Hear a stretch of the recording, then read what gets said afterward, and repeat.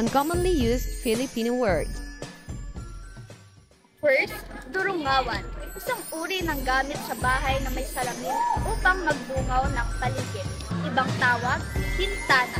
Halimbawa, ang durungawan ay bukas sa ating paligid.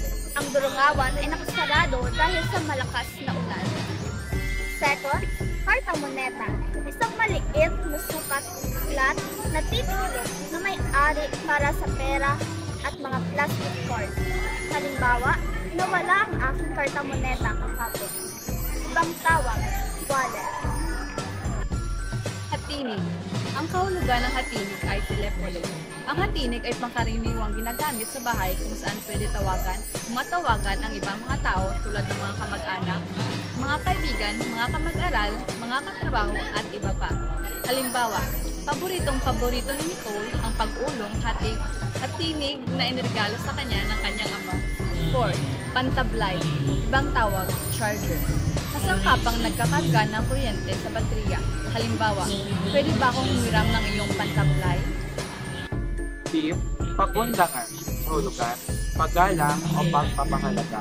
Halimbawa, wala kang pagundangan sa paghihirap o dinadanas sa mga magulang mo. X, sulatroniko, kahulugan, sulat na pinadala gamit ang teknolohiya.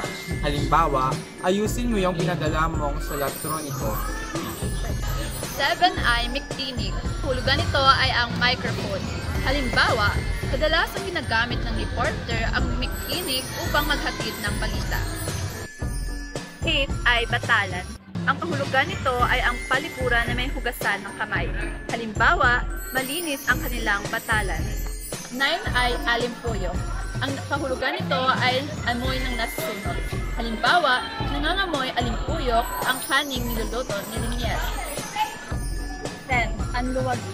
Ito ay isang karpentero. Halimbawa, magaling gumawa ng bahay ang mga anluwagi.